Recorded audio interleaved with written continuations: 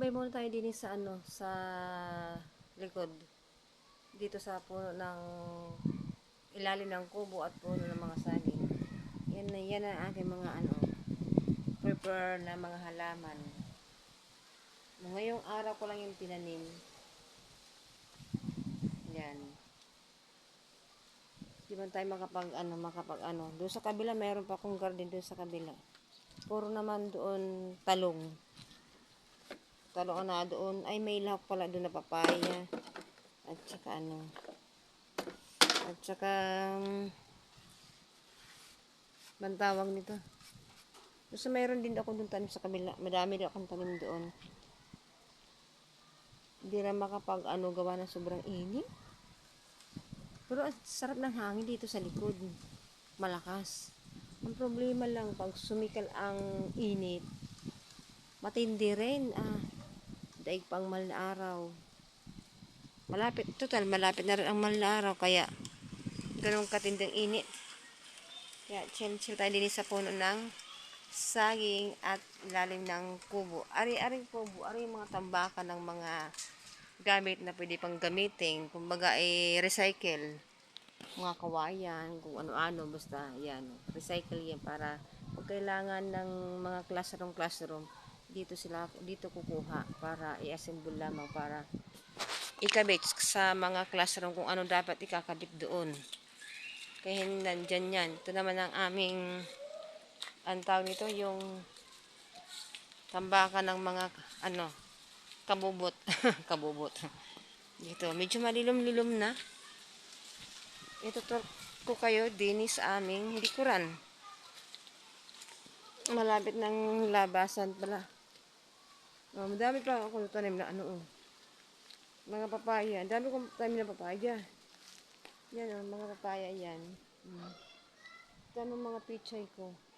Hindi ko na sila dinidiligan. Kung bakit hindi ko na sila dinidiligan. Sayang lang ang tubig. Kasi hindi naman din sila naganda na hindi rin nalaki ko. Napag-iwanan na siguro yung mga binhi na itinanim ko dyan, napakatagal ng panahon. Pero yung radish doon, bubunutin ko na yung mamaya. Bibinta ko. Kung walang bibili ako ang akong gugulay. Ako ang babayad. Tanim ko rin naman iyon. Hindi kaya may natitira pang kamatis. Pero kami ditong kamuting kahoy. Hindi ko alam kung ari may laman na. Pero may laman na rin. Napakatagal na raw ari din Ayaw lang bunutin ni Kuya Ting. Bunutin ko na kaya. Ay mamaya pala. Sasabihin kong bunutin na. Kung maraming laman Mailalabon din.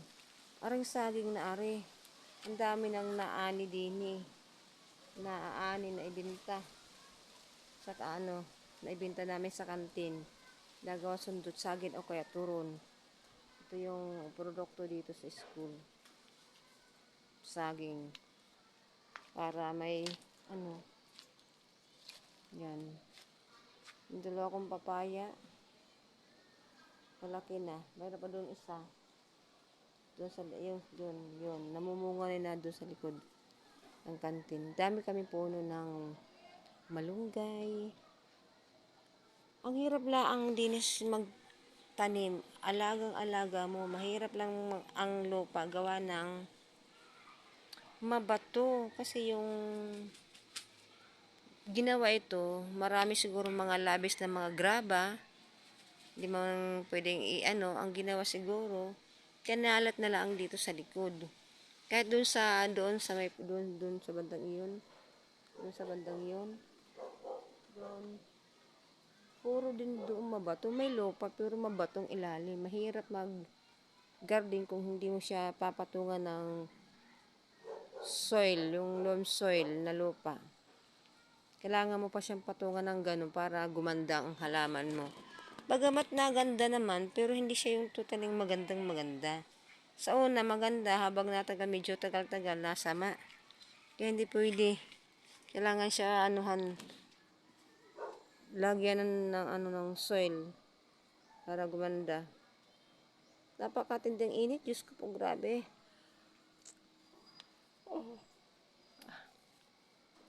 Sobrang tindi ng init. Kailangan sumilong muna. Kasi pag hindi ako sumilong, iwan ko ba, siguro bago magtapos ang Marso, ako'y nugnog na. Nugnog na. Dito tayo sa puno ng malamig-lamig. Sa puno ng isang araw nga din magdadaldil ako ng kamuting baging. Kasi, yun, tatanim ko din kamuting baging para meron kaming kamuting baging. Saan ko kaya itatanim? Sa paso na lang na malaki. Kasi nakakalat yun nagapang yun eh.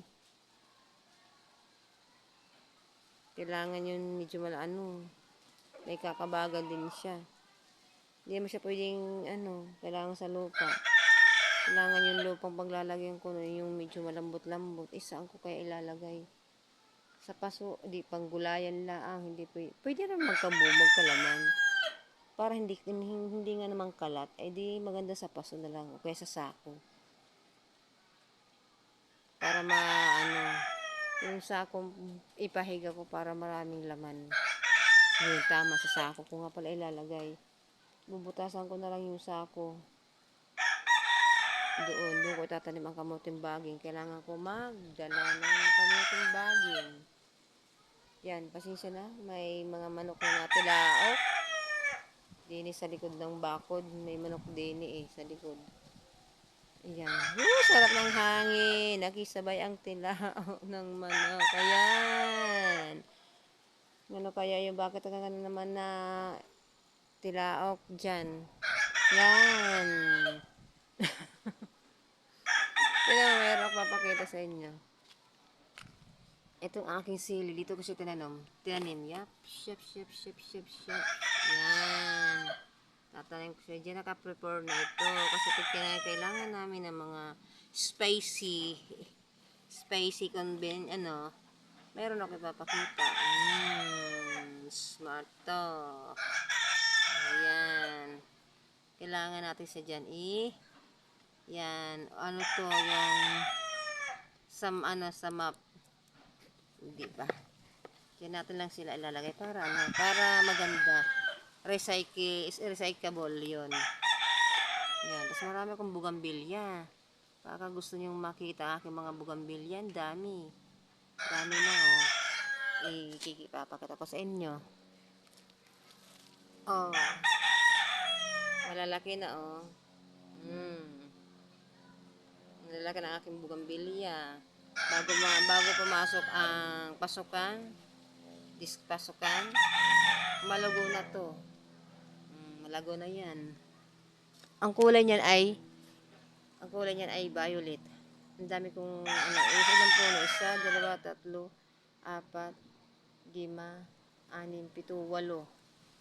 8 yung iba, medyo nalanta.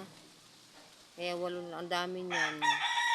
May panibago naman akong ibang bugambilya. Ito naman ay parang pula. Ito. Bago ko itong tanim. Ako, tika muna, may gagamba. Bago ko itong tanim. Yan, violet. Ay, fuchsia pink.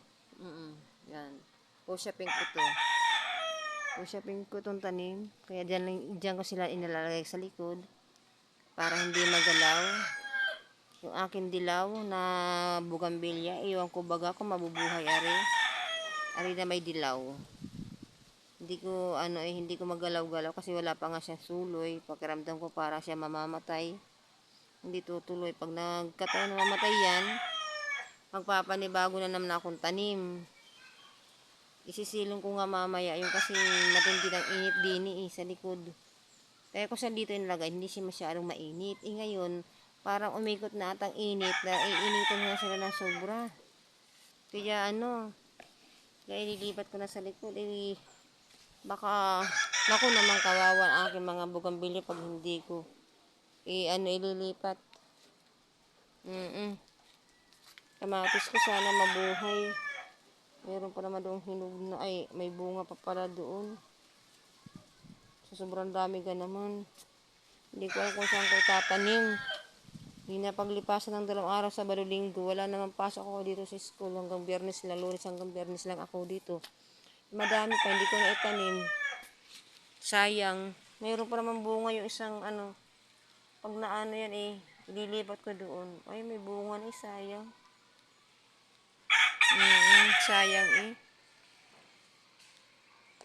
Huh! Tumila. Lumamig na ang kakaano. Kakaanot mainit. Kaya hindi ako makaikot. Pag doon naman sa likod, maglilinis ay doon pala, bukas nga pala ako maglilinis sila ng science room at saka library room. Doon ako bukas, pagka ganito. Hindi ako makapagtanim kasi pagkatapos ko maglinis, doon na naman ako sa pagkatapos ko linisin yun, di hapon na. Di tamang dilig na laang, hindi na ako makakapagtanim-tanim ng aking pananim. Bubunutin ko na nga yung aking mga kamatis na yan. Lanta na lanta na. Tataniman ko na rin ng panibagong tanim. Ano na naman kayang itatanim ko dyan? Yung nakakasurvive. Yung hindi Ayaw ko naman ng pichay at saka mustasa. Hindi pa nga aanihin Hindi pa nga nalaki inuubos na ng uod. Inuubos na ng uod ng kain. Nagbubutas-butas na. Ano pa ang mahaharvest ko doon? O di wala na. Mga butas-butas na. Hindi naman pwede paglako sa mga mga butas. Di wala. Sayang ang pagod. Kaya hindi na. Kaya parang gusto ko ito labanos na lang. Labanos na lang. Mainit, grabe.